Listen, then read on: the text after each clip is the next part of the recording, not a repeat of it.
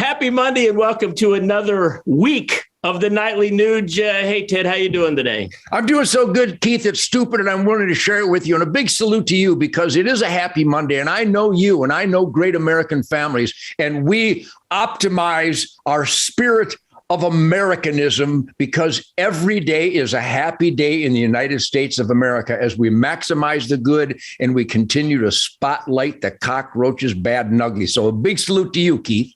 Thank you, Ted. You know, when you and I were younger, today was actually a really big day. It's President's Day.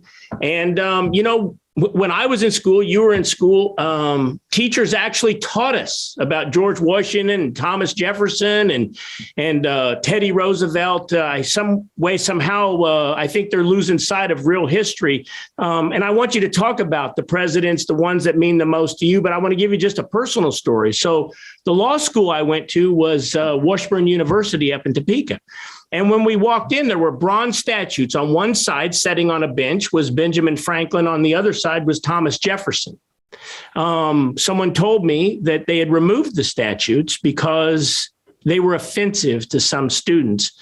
And I called up to the dean and I questioned it. And he said, well, he gave me a big hem-haw answer. But in the end, even a law school has removed Ben Franklin, founding father, and Thomas Jefferson, author of the Declaration of Independence, because they're offensive.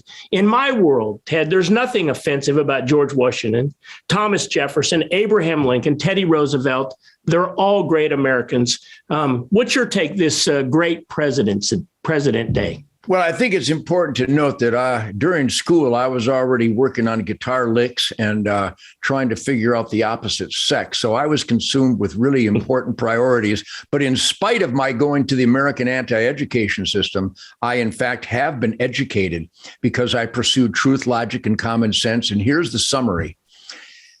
There's only one free life, liberty, and pursuit of happiness experiment in self-government in the history of humankind, as we literally and figuratively ripped off the shackles of evil, power-abusing monsters throughout human history.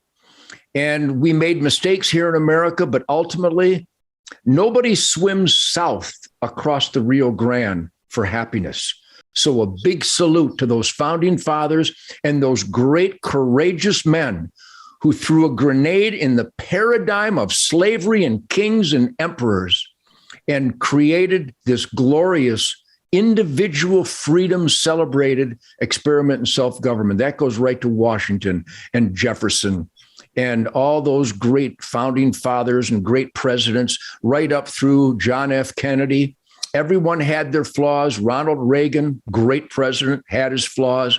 But overall, they brought quality of life to liberty and the pursuit of happiness. Same goes for the great 45th president, Donald J. Trump.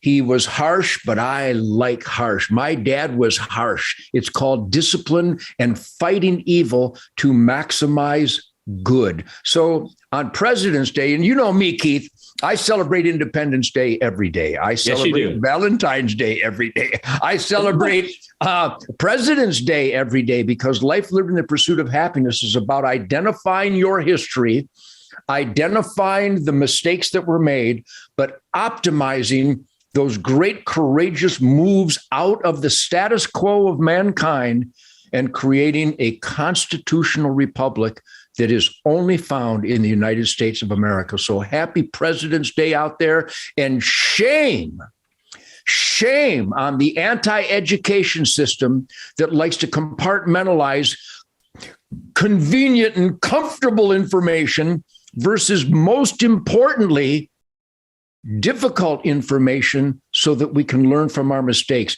On the Nightly NUGE, I think the most important battle cry for freedom, life, liberty, and pursuit of happiness is that we instinctively must flex our critical thinking muscles. We should be critically thinking about all things status quo, all things standard operating procedure, because free men should never, ever give up that critical thinking. So President's Day should be celebrated, but not just the great ones, identifying the corrupt ones and identifying the tragedy of allowing them to get away with violating their oath to we the people. Well, Ted, happy President's Day. Strong words again today. And if all you come back again tomorrow, we'll have another edition of the Nightly NUGE.